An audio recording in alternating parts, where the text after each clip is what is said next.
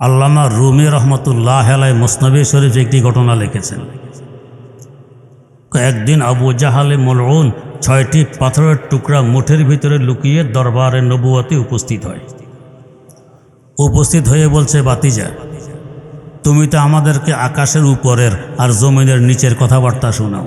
আমার মুঠের ভিতরে কিছু বস্তু লুকিয়ে আছে, এগুলো আকাশের উপরেও নয়, জমিনের নিচেও নয়, তোমার সামনে, তবে মুঠের ভিতরে। যদি বলতে পারো এগুলো কি, তাহলে বুঝবো তুমি সত্য নবী।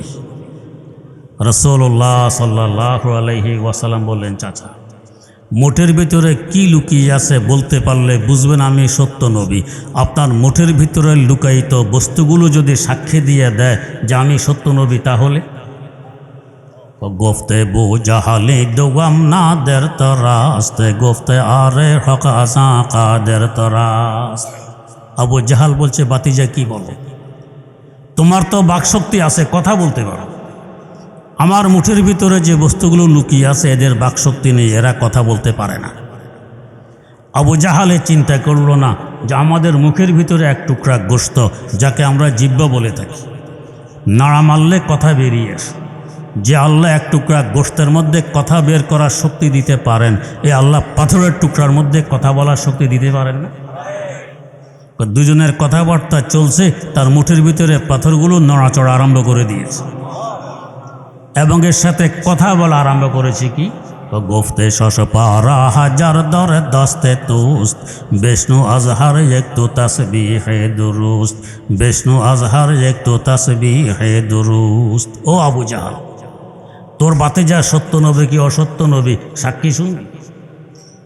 আমরা ৬টি পাথরের টুকরা তোর মুঠের ভিতরে লুকিয়ে আছে, সাক্ষী যদি শুনতে চাস তো সাক্ষী শুনে নে। লা ইলাহা গোফত ইল্লাল্লাহ গোফত গাওহারে আহমদ রাসূলুল্লাহ সোফত গাওহারে আহমদ রাসূলুল্লাহ সোফত।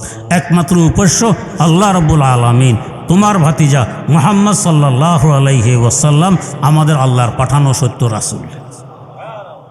আমরা তো দেখি পাথর জড়া পদার্থ, রূহ নেই, জীবন নেই, কান নেই, চোখ নেই, দেখে না, শোনে না, বোঝে না। যদি তাই হয় তো দুজনের কথা শুনলো কি করে, নিজেরা কথা বললো কি করে? বোঝা গেছে সব কিছু রূহ আছে। হ্যাঁ, উপলব্ধি করার মতো যোগ্যতা আমাদের নেই। শাইখুল হাদিস আল্লামা জাকারিয়া রহমতুল্লাহ আলাইহি লিখেছেন, কদরের রাত একজন মুয়াজ্জিন মিনারার আগায় উঠেছেন। সেখানে উঠে এক চিৎকার মেরে দৌড়ে নিচে নেমে এসে বেহুশ হয়ে পড়ে গেলেন। মাথায় পানি পুনির ডালার পর হুঁশ আসে। জিজ্ঞেস করা হলো, চিৎকার কেন দিয়েছেন, বেহুশ কেন হয়েছেন? জবাব দিলেন, মিনারার আগায় উঠে যখন চতুর্দিকে তাকাইলাম, আমি দেখতেছিলাম পুরা কায়নাত, পুরা সৃষ্টি জগৎ গাছগাছালি সহকারে আমার আল্লাহর দরবারে সিজদায় পড়ে আছে। এই দৃশ্য দেখে আমি সইতে পারিনি, চিৎকার দিয়ে নিচে নেমে বেহুশ হয়ে গেছে। আমরা তো দেখি গাছগাছালি সোজা দাঁড়ায় গেছে, তিনি দেখতেছেন সিজদায় পড়ে আছে। আমাদের মজহাবের ইমাম, ইমামুদ দুনিয়া, ইমামুল আইম্মাহ আল ইমামুল আজম হযরত আবু হানিফা রাহিমাহুল্লাহ, ওযুর সাথে, ওযুর পানির সাথে কি গুনাহ ধুয়ে যায় তিনি দেখতেন, আমরা কি দেখি? একদিন এক যুবক জিনা করে এসে তার পাশে বসে ওযু করছিল। তিনি তো দেখতেছেন জিনার গুনাহ ধুয়ে যাচ্ছে। যুবককে সম্বোধন করে বললেন, ইয়া শাব তুব আনি জিনা, ও যুবক, জিনা থেকে তওবা কর। যুবকের তো কম্পন শুরু হয়ে যাওয়ার দশা। আমি জিনা করেছি, হুজুর টের পাইলেন কীভাবে? হুজুর তো ওযুর পানি দেখে বুঝেছেন, আমরা তো দেখি। তো সব কিছু সবাই দেখে না। আল্লাহর এক ওলি বলেছিলেন, তো মেরে নজদিক হরদম লেকে মাই আন্দা হো পার, তো মেরে নজদিক হরদম লেকে মাই আন্দা হো পার, বক্স বনোরে বসিরত জেসে হক আবে নজর, বক্স বনোরে বসিরত জেসে তু আবে নজর। ওই চক্ষু আমাদের নেই, ওই কর্ণ আমাদের নেই, ওই বুঝ আমাদের নেই, তাই আমরা দেখি না, শুনি না, বুঝি না। তাই আল্লাহ আগে বলে দিলেন, ওয়াল্লাকিল্লা তাফকাহুনা তাসবিহাহুম, সকল মাখলুক তাসবিতে রত, তবে তোমরা এদের তাসবিহ বোঝো না। যাদেরকে আল্লাহ পাক সেই বুঝ দিয়ে দেন তারা বোঝে, যারা সবাই তাসবিতে রত আছে। যেভাবে প্রত্যেকটি মাখলুকের রূহ আছে, এভাবে গোটা সৃষ্টি জগতেরও একটি রূহ আছে। এটা হলো কেন্দ্রীয় রূপ। আমাদের দেহের একটি আছে কেন্দ্রীয় রূপ, কিছু আছে শাখাগত রূপ। গরু জবাই করলে দেখবেন গরু রু বেরিয়ে গেছে, মারা গেছে, ঠান্ডা হয়ে গেছে। গোশত কাটার সময় মাঝে মধ্যে কোনো গোশত নড়ে, লাভ দেয়, তার মানে এখানে রু এখনো বাকি আছে, এটা শাখাগত রূপ। মানুষ মারা গেলে তার চক্ষু নিয়ে অন্ধকে লাগাইলে সেও দেখে, তবে একদিন পরে চক্ষু নিয়ে লাগাবেন, দেখবে না। 6 ঘন্টার ভিতরে ভিতরে চোখ খুলে নিয়ে লাগাইতে হবে। তার মানে আমাদের কেন্দ্রীয় রু দেহ ত্যাগ করার পরেও এই চক্ষু আরও 6 ঘন্টা জিন্দা থাকে তার শাখাগত রু নিয়ে। তো দুনিয়ারও একটি কেন্দ্রীয় রু, আর প্রত্যেক মাখলুকের ভিন্ন ভিন্ন শাখাগত রু। এই দুনিয়ার কেন্দ্রীয় রু কি? আমার আল্লাহ বলেন, ওয়া কাযালিকা আওহাইনা ইলাইকা রূহাম মিন আমরিনা। ও নবী, আমি কেন্দ্রীয় রু ওহির মাধ্যমে আপনার কাছে পাঠাই দিয়েছি। আমরা দেখি ওহির মাধ্যমে পাঠাইছেন কোরআনে কারীম, আল্লাহ পাক বলেন পাঠাইছি রু।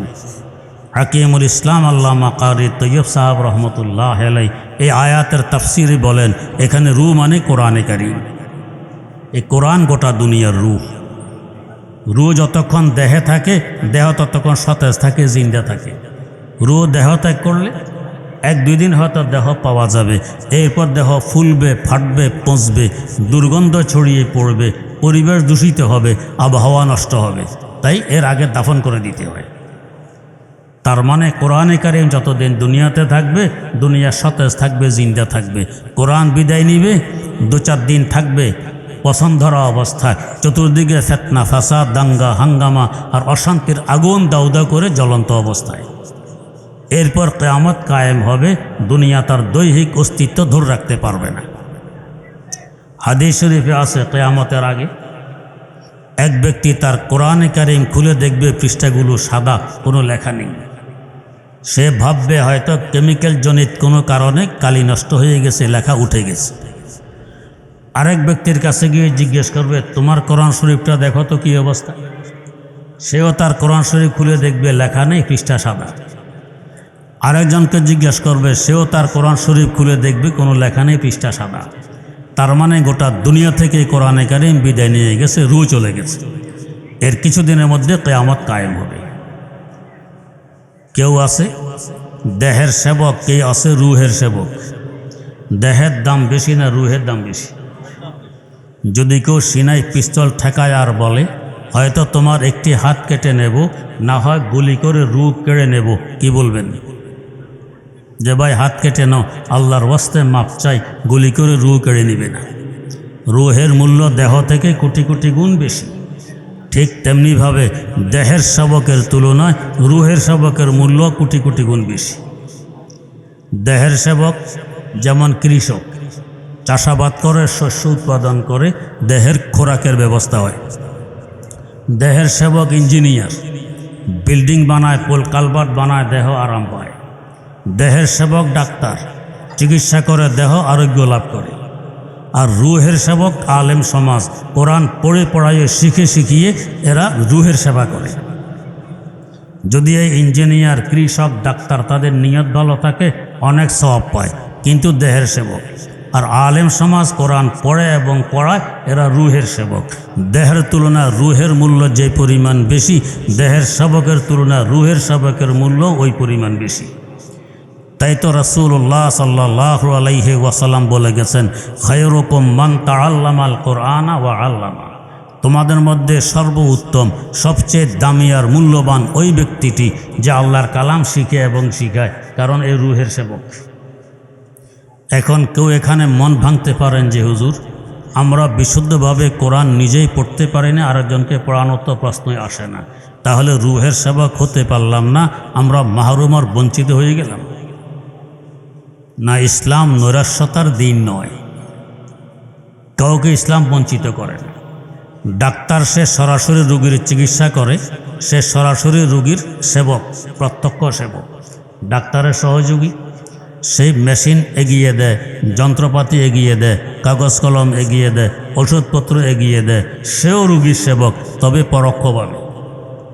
তেমনিভাবে আলেম সমাজ সরাসরি কোরআন পড়ে পড়াইয়ে রুহের সেবা করে, আপনি যদি আলেমের সহযোগিতায় করতে পারেন, মাদ্রাসার সহযোগিতায় করতে পারেন, আপনার রুহের সেবক হতে পারেন, যদিও পরোক্ষভাবে হন না, কিন্তু হয়ে গেছেন রুহের সেবক। বঞ্চিত থাকার কোনো কারণ নেই। তো এই ধরনের মাদ্রাসাগুলো এই রুহের সেবা করে এই জগতের এখনও থাকা, খাওয়া, পড়া, সুখ, শান্তি, রিজিক সব কিছু চালু রেখেছে। আমরা বুঝি না। এই মাদ্রাসার উসিলা আমাদের সব চলছে, কিন্তু আমরা বুঝি না। দুলা যখন বিয়ে করতে আসে, কি পরিমাণ খাবার কুকুরের বাগে যায়, কত হাড়, কত গোশত, কত বিরিয়ানি, কুকুরের পেট বোঝাই, এরপরও খাবার কুকুরের সামনে আরও বাকি থাকে। কুকুর কি বোঝে কার উসিলা আজকে এত খাবার আমার সামনে এসেছে? মোটেও বোঝে না। উসিলা তো ছিল দুলা। না বুঝার কারণে সুযোগ পাইলে দুলার পায়েও দু চার কামড় বসাইয়া দেয়। যদি বুঝতো যে এই বেটার উসিলা আজকে আমার এত খাবার, মাথায় নিয়ে হাঁটতো। ঠিক তেমনিভাবে আমরা যারা বুঝি না যে মাদ্রাসার আলেম সমাজের বরকতে আমাদের থাকা, খাওয়া, পড়া, সুখ, শান্তি, রিজিক সব কিছু চলছে, বুঝি না, তাই বিরুদ্ধাচরণ করি। যদি বুঝতাম তো মাথায় নিয়ে হাঁটতাম। এ ধরনের মাদ্রাসাগুলো এই বিশাল কাজ আঞ্জাম দিয়ে যায়। এখন কেউ আবার বলবেন যে এদের উসিলা যদি আমাদের থাকা খাওয়া চলে, এরা আবার চাঁদা চায় কেন? একটু আগত এখানেও চাওয়া হইল। এটার কারণ দেখবেন, দুলার সামনে যখন বড় একটি প্লেট দেওয়া হয়, সাথে সালা সম্বন্ধী দুই চারজন সামনে এসে বসে। কেউ মুরগির রান, কেউ মুরগির কল্লা নিয়ে টানাটানি করে। মাঝে মধ্যে ফাঁকে ফুঁকে দুলার মুখও একাধ দকমা ঠেলে দেয়। এরা যদি ভাবে আমাদের উসিলা দুলা খেয়ে বাঁচছে, না হয় আজকে ক্ষুদায় মারাই যেত, তাদের বাবাটা ঠিক হবে? মোটেও নয়। বরং দুলার উসিলা মুরগির রান পেয়েছে, রোস্ট পেয়েছে, কালিয়া কোপ্তা পেয়েছে, কাচ্চি পেয়েছে, বিরিয়ানি পেয়েছে, মুরগির কল্লা পেয়েছে, ডিম পেয়েছে। দুলা না আসলে আজকে জুতাও পাইত না। সব পাইছে দুলার উসিলায়। ফাঁকে ফুঁকে দুলার মুখে একাধ লোকমা ঠেলে দিয়ে প্রমাণ করে আমরা আপনার দূরের কেউ নই, শালা সম্বন্ধী। এরাই কাছে এসে বসে। আমরা কাছের মানুষ, যার বিয়ের জন্য আপনি এখানে এসেছেন, আমরা তার ভাই।